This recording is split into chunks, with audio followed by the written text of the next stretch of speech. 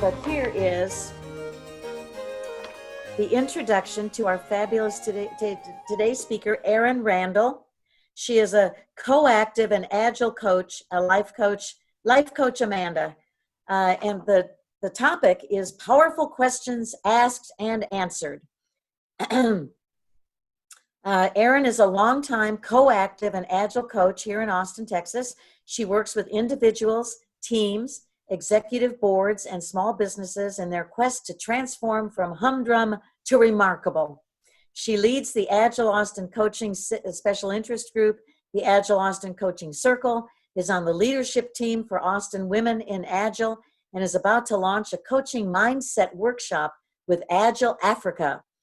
Connect with her on LinkedIn and experience coaching for yourself at her website. So her website is Admelio, AD, and then the second word is Meliora.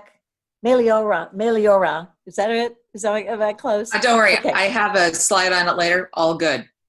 All right. ADMELIORA coaching.com. So without any more screw up of this text I'm supposed to read, let me just go ahead and introduce Erin Randall. Hi.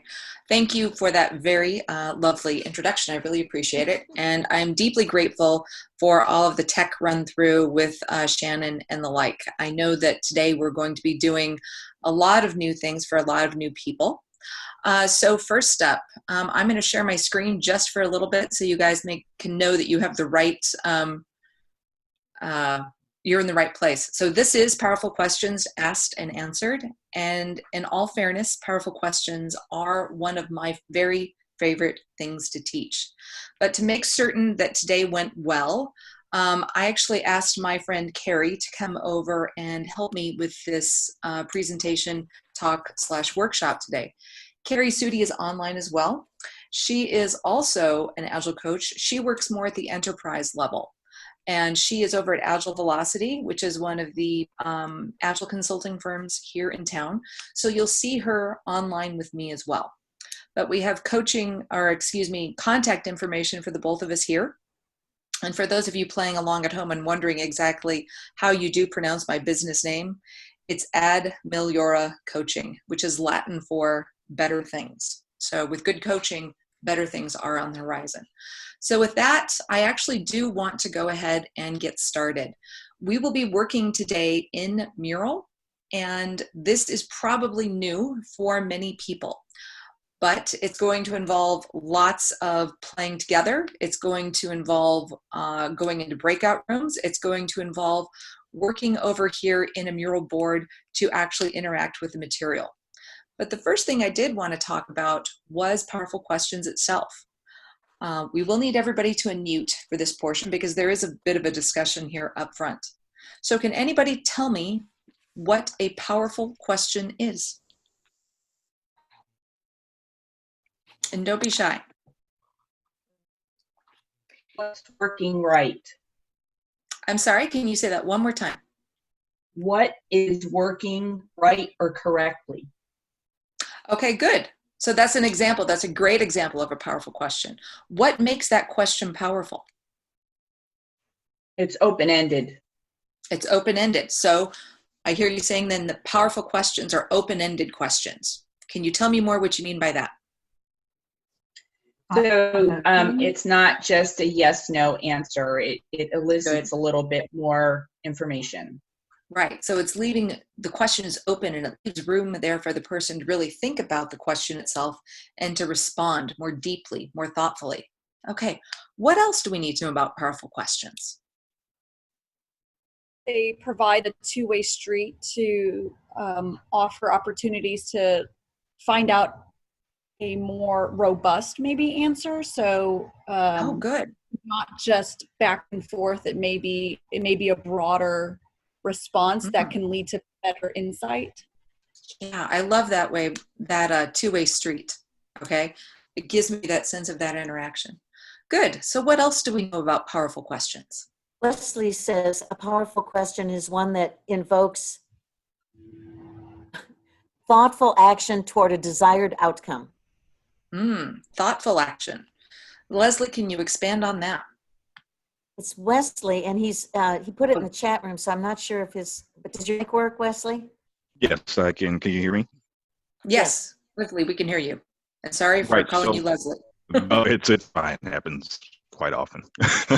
Nonetheless, so the thoughtful action part is rather than reacting, Mhm. pausing and just taking in the current environment, who is asking a question, or if you're the one asking a question, who the audience is, Yeah. so that you can really take in any relevant Mm. and prioritize that relevancy in your response. Okay. So I'm hearing things like take in, I'm hearing two-way street, I'm hearing open-ended. These are great responses, everybody. So if we think about questions, particularly powerful questions, you have to think about two aspects of them. There's how they leave the person who asked the question and how they land with the person of whom that question is asked. So there's those two components of it. Now, by leaving them open, you're removing judgment. You're really just asking for the sake of curiosity.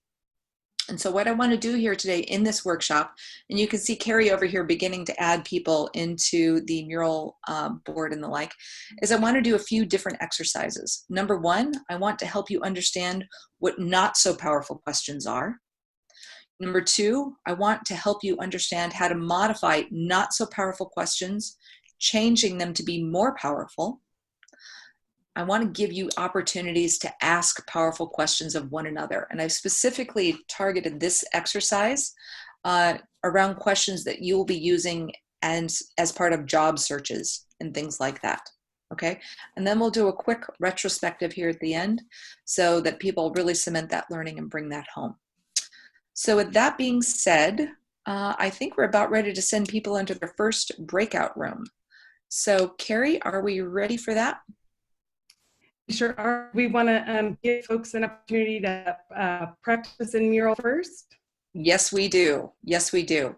So everyone, I am sharing my screen, but you'll notice over here on this left-hand panel, once you are in mural, there is a place where you can practice moving things around, whereas you can practice adding a sticky note. You can practice bumping things, making a line, whatever you like. This is to make it easier for you to really be able to work then once you're in your groups. So feel free to play over there at will. That is, we set that up just for you all so that we're more familiar with Zoom, or excuse me, with Mural. Because I have a feeling 2 months into COVID-19, everybody's really familiar with Zoom at this point. Okay. So are lots of people into the breakout rooms, or excuse me, over into Mural? Looks like we've got people coming in. Seeing a lot of anonymous animals. So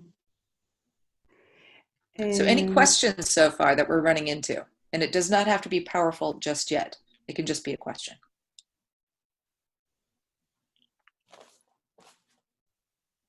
Okay, so in this first exercise here, in just a little bit, Carrie will be sending you to breakout rooms. We've got it so there are about 6 people per group. And when you go into your group, you will notice a title at the top. It'll give you a different group number. And you'll notice over here on the right-hand side, you'll see an outline. If you click the group number to which you have been assigned, so if it says group 4 at the top of your dialogue, then click group 4, and it will take you to the mural space for your group. And when you get there, you'll be able to talk to other people that have been assigned to that group.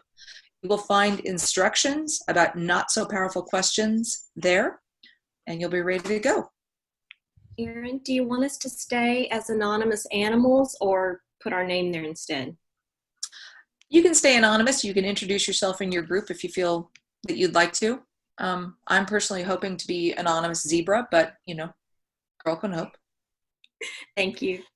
Yep. Is everybody supposed to be going into that mural URL that was put in the chat room? Yes. Yes. Yes. Harry, if I missed something? Nope. The mural link is in the chat, and that's where you'll be working together, collaborating. And when we're ready, I'll move us into the breakout rooms. Right. So everybody on Zoom, make certain you click that mural link over in the chat, and that will take you into the mural space. So this is not going to be a presentation where it's just me up here with a bunch of slides and you're kind of wishing that you'd gone to sleep and done something else. This is going to be an interactive, you're going to learn some things, interact with the material, meet some new people, and go home with some new skills. We've set this up specifically so that this is a workshop, not just, you know, me talking about things. Awesome. And how much Okay, it time? looks like lots of animals are coming in now. I see birds. Ooh, shark. How much time should I put on the first breakout room? You know what? Let's put 7 minutes on that first breakout room. How's that sound? Okay. Okay, we'll keep time on this side, everybody. And ready? Here we go. Mm-hmm. All right. We're back in the main room. Yeah, everyone's back in the main room. Okay. So it sounds like we had issues with video freezing. It sounds like we need a little bit more time with practice with mural. It sounds like this is a big learning opportunity for everybody, including me. So what did we learn? Number one, about the questions that we saw in exercise A.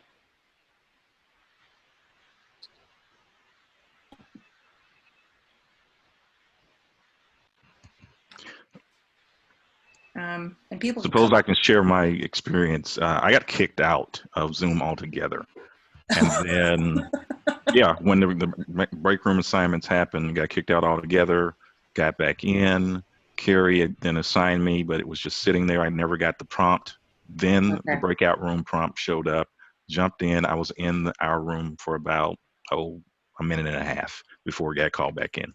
So what you're saying is you've had a delightful experience with mural thus far. Absolutely. Okay. Wesley, thank you for that. Who else? It says, yes, and Carrie is there saying we do need, you can use mural on a laptop, not an iPhone or an iPad. So what else did we learn about not so powerful questions? I think they can be, I think they're harder to recognize sometimes than you might think. Really good. What do you mean by that, Kezia? It's, you know, I think I had a gut instinct for, as I read them, as to which ones, you know, might have been more powerful than the others, but then it was really easy to sort of get, you know, start second guessing that. And so I think it requires a lot of reflection to really get that sense of, you know, what is really a powerful question. Okay.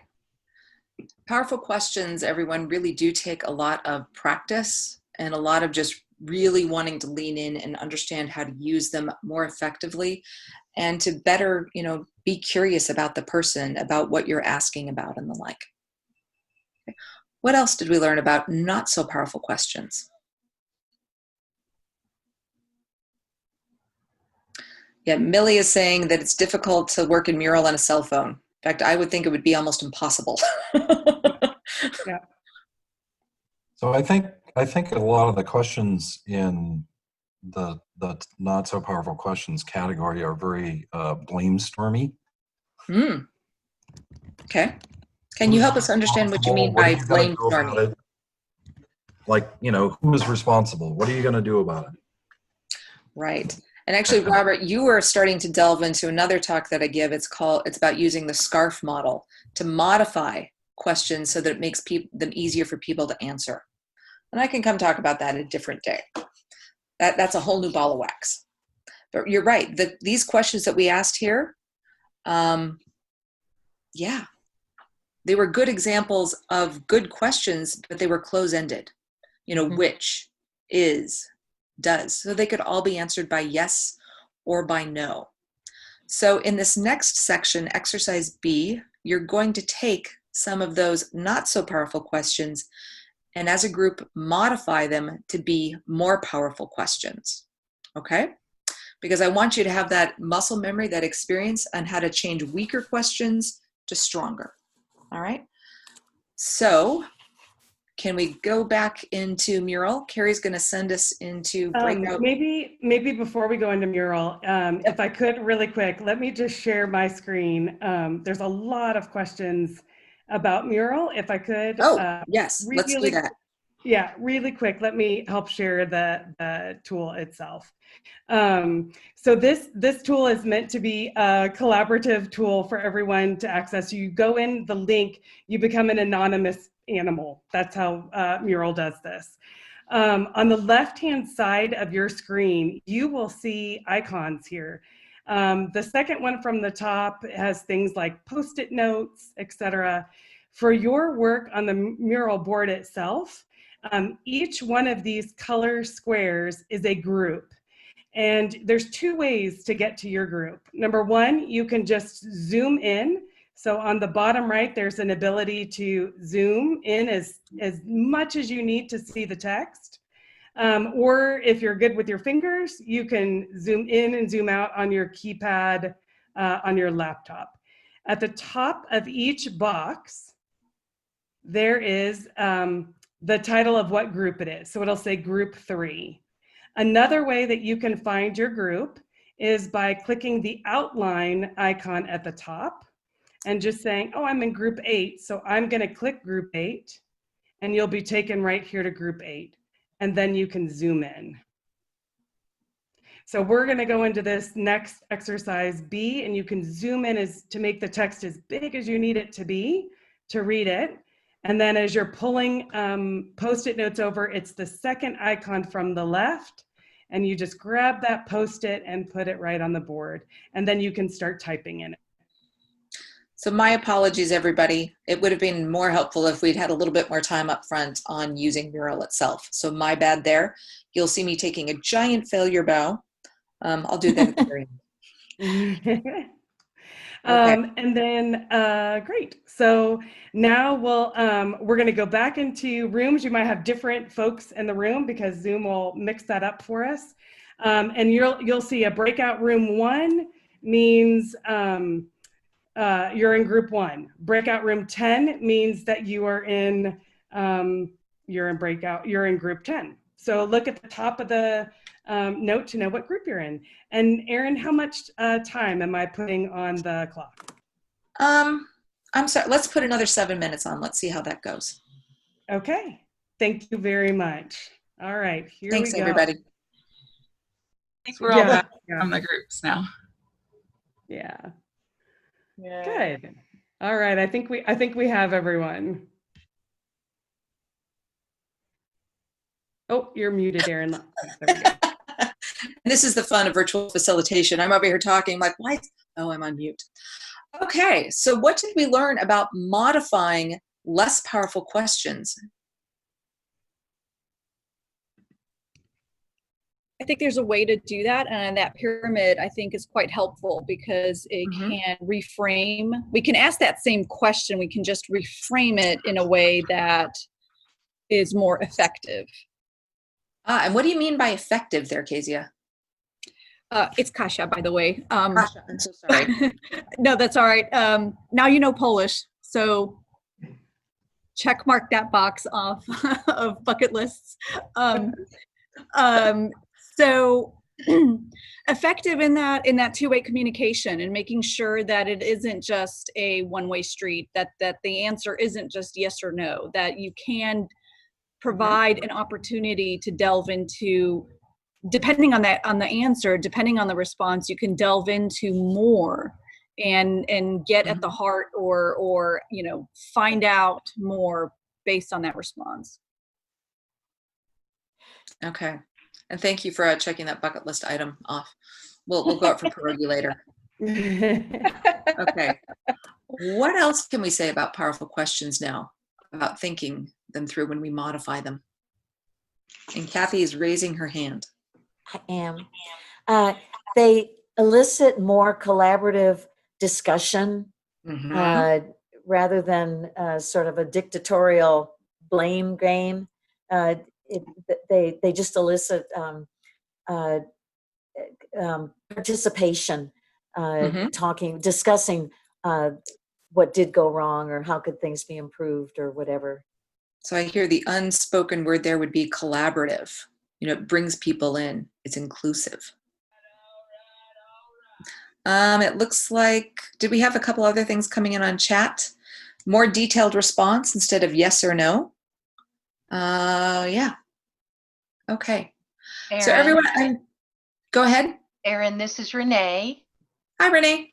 Hi. I just wanted to add that I think we may have fear of asking questions like this, but I think they're okay to ask. I think people shouldn't be fearful of even asking questions that people can't answer, because I think it would open up communication or conversation to have at a deeper level, as you mentioned earlier. And I think it brings people closer. And, you know, always, especially at this time, we want connection and need connection. So I think powerful questions are great to be asking right now, even. Yeah. Okay.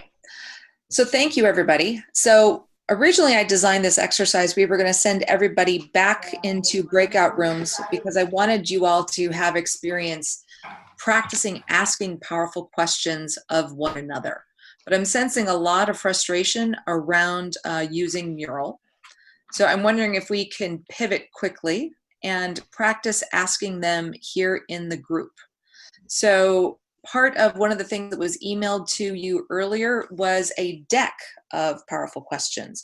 It came over, yeah, Renee, or excuse me, not Renee, but Shannon. It went out yesterday or the day before? It went out yesterday, and I've shared the link several times in the chat. Awesome. Perfect. Okay, so everybody, I'm going to share my screen quickly because that way we can at least see what exercise C would be. Let's go down to it because Carrie and I, it is not moving. Now it is finally moving. I had originally envisioned this as a wagon wheel exercise where one person in a group would be the person of whom powerful questions were asked. And everybody else in the group would practice asking powerful questions. And I put 6 topics down here.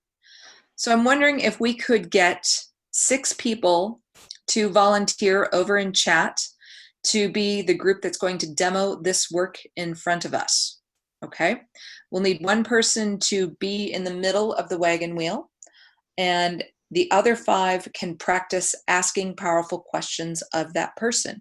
And you can use that cheat sheet, that deck of powerful questions to help you get used to this.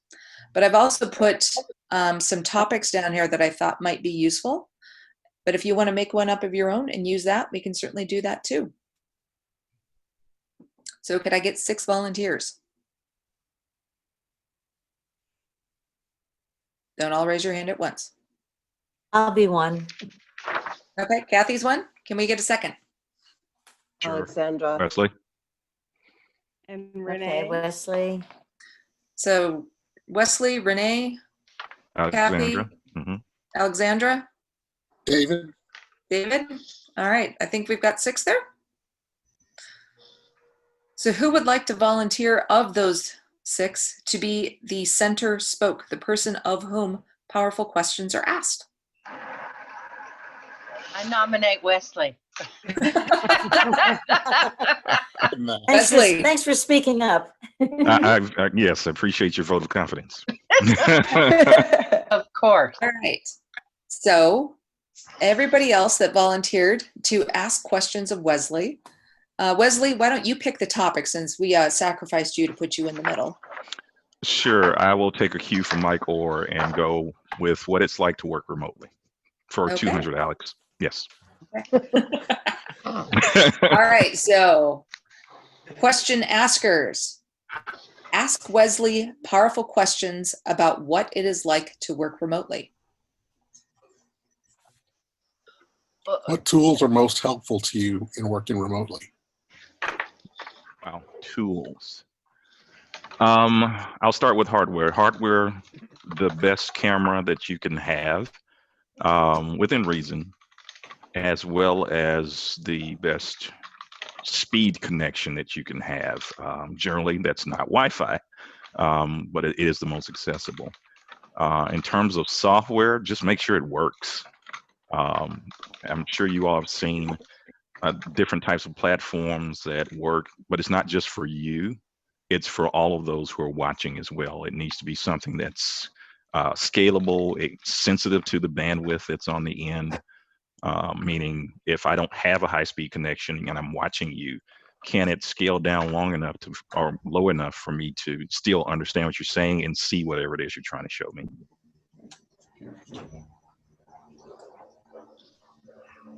Great answer. Erin, I'll ask a question. This is Renee. Wesley, how do you plan your day, get your plan together for looking for a job remotely? Usually it starts, let me give you the shorter version of it. I try and come up with a to-do list in terms of targeting. So you all talked and heard about marketing plans.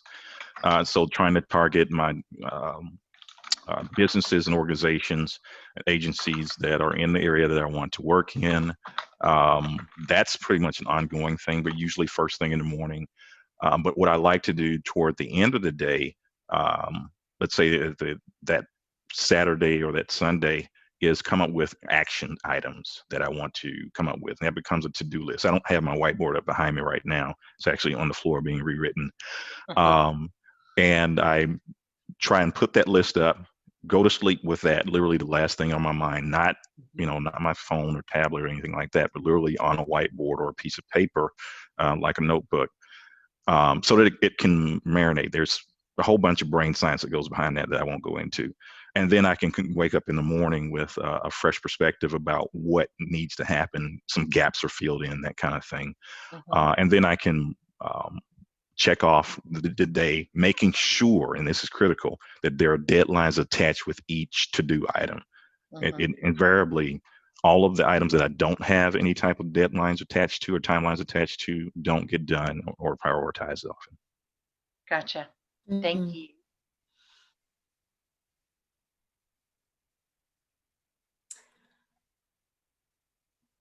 That's two.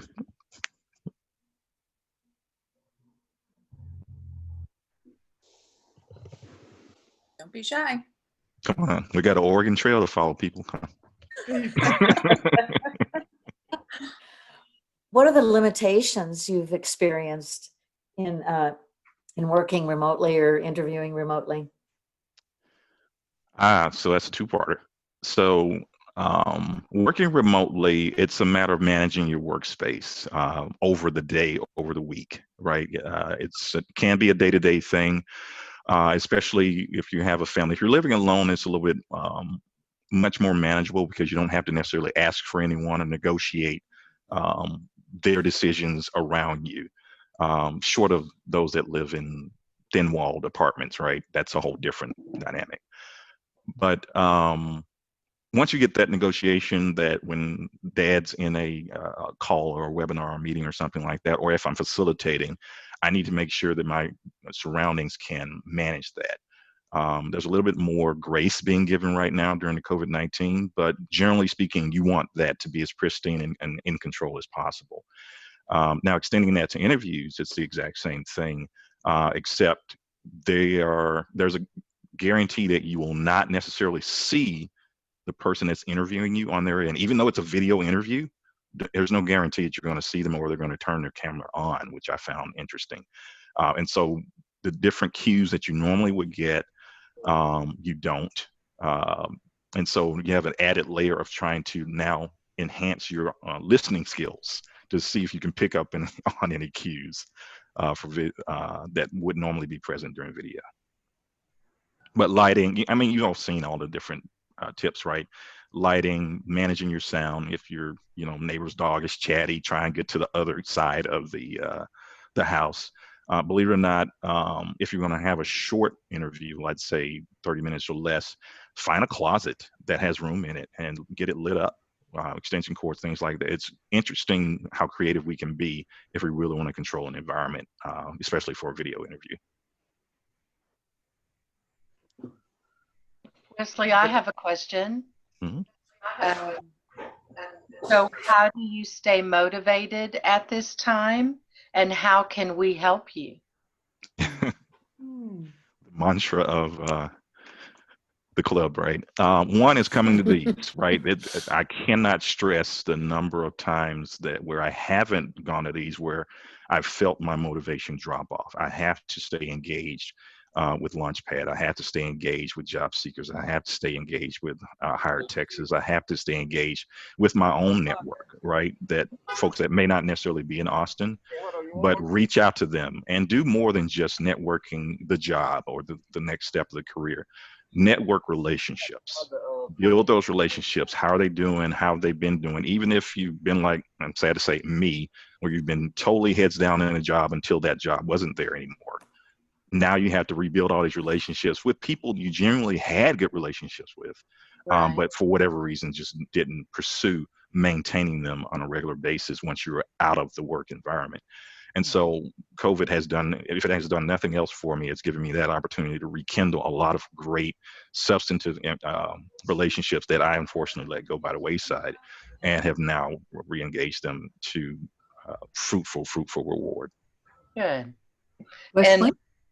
And how can we help you? The helping is keep doing this, keep inviting, you keep up the fight, you continue to invest in people, because there are a number of us, especially when I started, who are uncertain about motives, about do I need to spend my time doing this?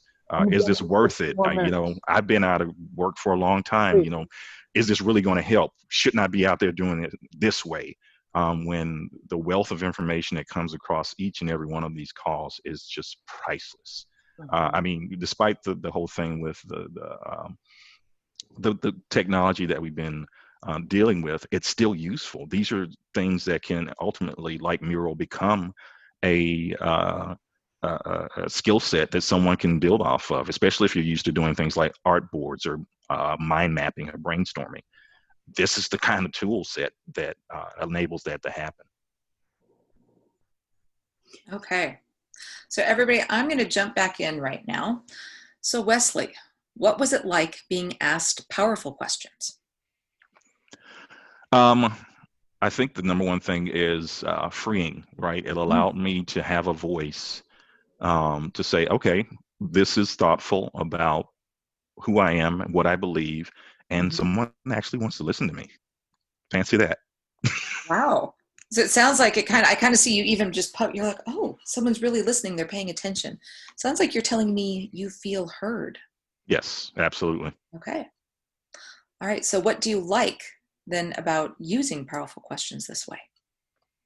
Oh, wow. I'll keep this one brief because this is one of my favorite areas in that I get to know more about them. Let me give you a short example. My wife is a teacher, elementary, middle school. And one of the things that I've learned about her work through her work is something called an individual education plan. And so when she tells me about that and how it really targets the individual needs of a learner, to me, my light bulb went off to say, hey, everybody needs an individual education plan because it's the only way you can get to know who that person is. We have enough examples of broad strokes and biases and, dare I say, stereotypes and other types of things that plague us as individuals. Take some time, get to know a person. You'll be surprised. Okay. Thank you. And people who are asking questions, what did you learn about asking powerful questions instead of just questions?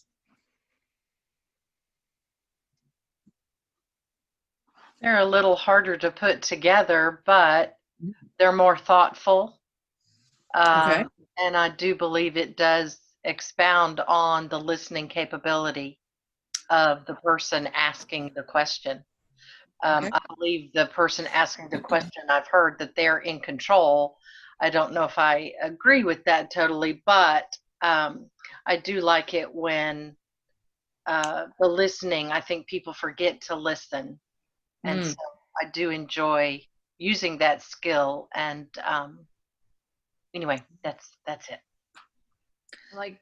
I like that it's active listening. I think that's that really helps with relationships. I teach that in any type of relationship, whether it be marriage, friendship, or if you're working within a business. So active listening, even as a leader, is key. So Jennifer, you're stealing words right out of my mouth, because people ask me, who can use powerful questions? And my answer is everyone can use powerful questions. You can use them at home. You can use them with your children. You can use them in your relationships, be they social or professional. I will have to be honest, the one person they don't work with is our dogs. The dogs have really no interest in powerful questions. None whatsoever. I'll add 2-year-olds as well. So let's be clear. Correct. So Wesley, you do bring up a good point. Powerful questions, not for 2-year-olds. You want to ask them, which shoes do you want to wear, the red or the blue? Not what shoes do you want to wear? You will never get out of the house. So great example of, being mindful about when to use them and when not to. Okay. So we've got about 10 minutes left here. We're seeing some information come in over the chats that people like project managers were saying, hey, powerful questions could be really useful. But we talked about using them in job searching here today. Where could you see using powerful questions in your own work?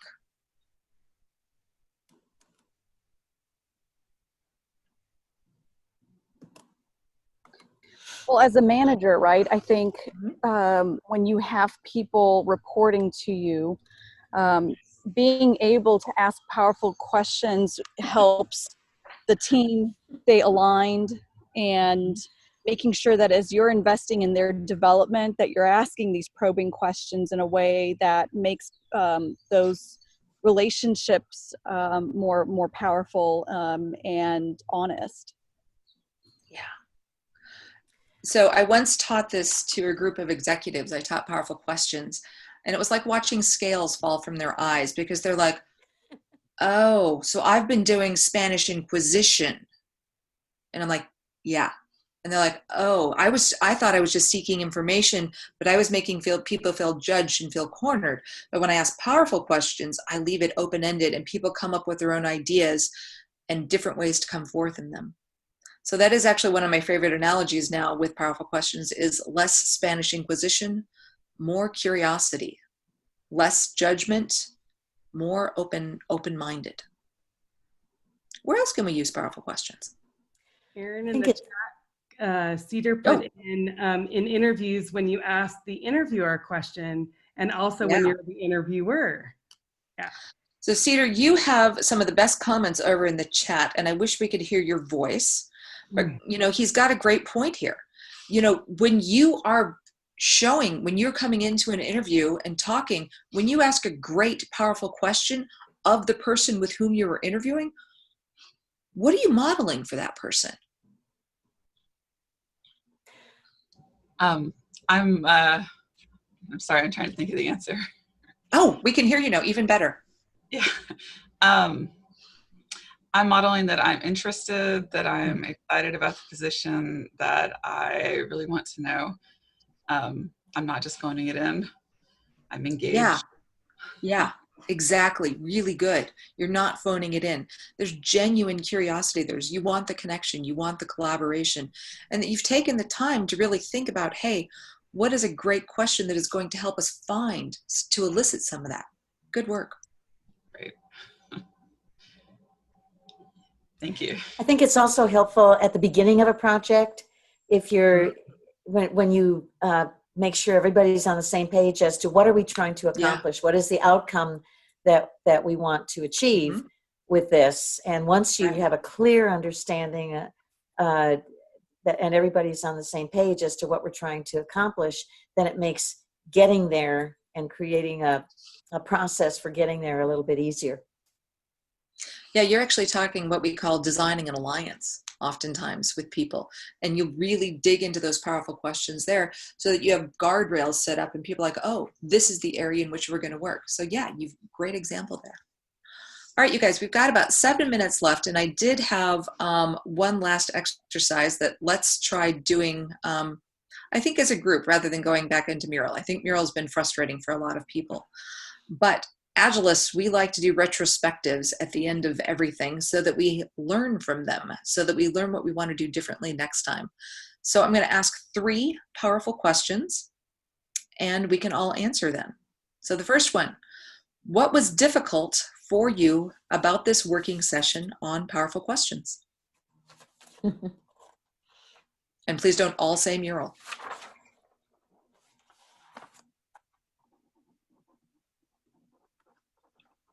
What a great book recommendation in here. These would work well with concepts in the book Power of Moments by Dan Heath. Thank you, Karen.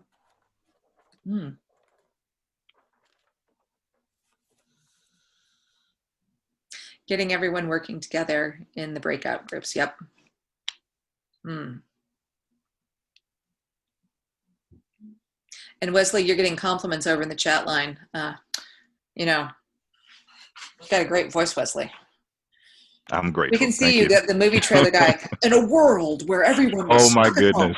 goodness. It's in the microphone. Ask David. Okay. You know, one of the things that we always have problems with is getting people to step up and volunteer. And this is supposed to be a safe environment where you can, you know, participate without being criticized. And now the beauty of the fact that Wesley was willing to be in the center of the hub is that all of us now, 40 people, are so impressed with him. And so when we hear about, you know, if he were to have told us this is the kind of job I'm looking for, he has now expanded his network of people who are fans exponentially. You have to participate in order to make the powerful questions work. You have to join in. And if you don't, if you're an observer, it's not as effective. Okay. All right. I think I've got 2 more questions there. Unless anybody else, you know, what was difficult? Just wading into a new tool, the tech. What was the most surprising aspect of this session for you? What was the most surprising part of our work? I'll say that as a first-time participant in this, I was very pleasantly surprised that we were actually getting into the nitty-gritty and doing the work, as opposed to sitting like you do on so many webinars where you're just being fed, like shown information, and then you have to just sort of, you know, work through it on your own. The fact that this was such a collaborative, immersive process, I think, was very pleasantly surprising. So thank you for that. I think I'll glow a little bit all day just hearing that. That's good. And people are talking how useful mural can be for other projects. Yes. So everybody, if you would like to have questions about mural, both Carrie and I use it quite a bit anymore. So find us over on LinkedIn, and we can talk to you about the other things we do with mural too. And breakout rooms, yes. Wesley's going to glow all day just because he's got questions, he's got great voice and everything. But my real question for everybody is, how will you use powerful questions going forward?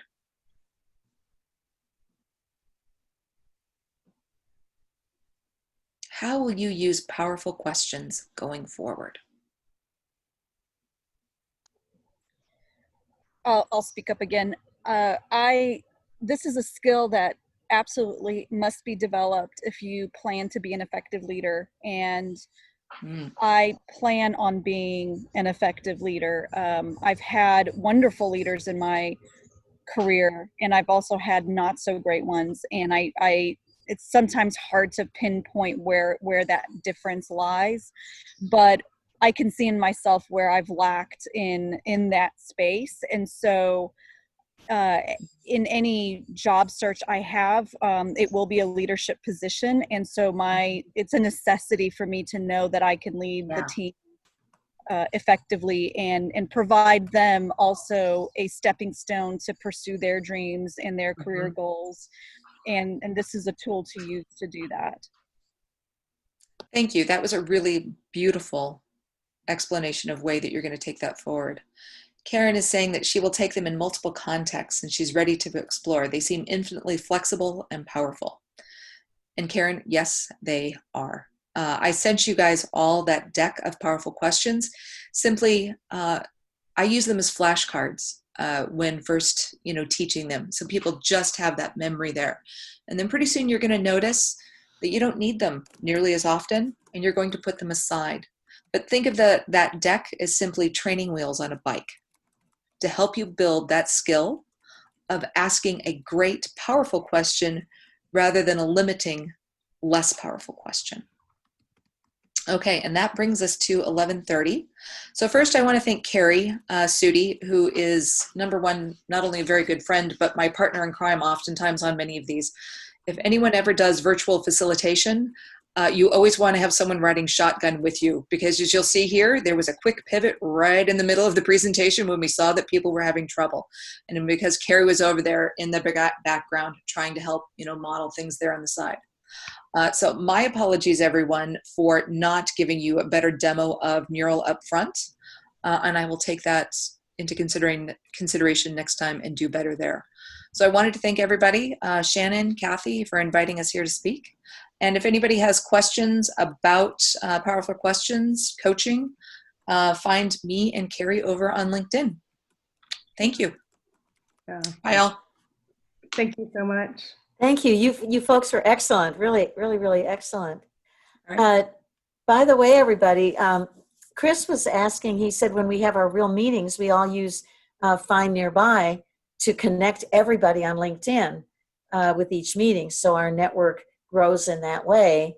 And he was asking, what have we figured out a way to do that here? He's the first person that ever asked that, and it's the first time that idea ever came into my brain.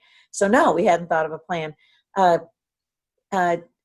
It seems to me that you might be able to just take a picture of the screen with a lot of people's names on it and do it that way and get their names and go into LinkedIn and try to find them. He said that in some meetings that he's been to, people put their LinkedIn URL into the chat box, but Carrie's done that for us. Carrie's done that.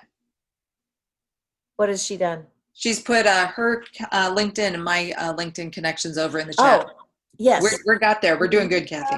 Yes, Yep, no. Lisa and Wesley did too. Awesome. Good work. All right. Kathy, in the chat function over in the lower right corner, there are those three little dots. It should be able to say save chat so people can save that to their computers. Unless it's only me. Nope, I got it. And thank you, Shannon. That is a great idea to save that chat. Thank you. All right. So if that's it, I think I will go torture my next clients for the afternoon. Well, this was fascinating, and I'm so glad that Kasia mentioned the fact that it was interactive, and we hunger for that. We're so used to staring at these screens, passively all day long, and the fact that we actually got to play is well, I have wonderful. more. Thank you for that. I have Scarf Model. I have all kinds of things to talk about. And now, do you also do individual coaching? Tell us about the services. Actually, that yes, you provide. both Carrie and I do. Okay. So Carrie does a lot at the enterprise level. So she works with some of the biggest companies in the US. This is the coactive portion of my work where I do individual coaching as well. And that's where I work one-on-one with people, figuring out really what they want and how they want to move forward. So it's kind of how you want to, what do you want to do and how do you want to be?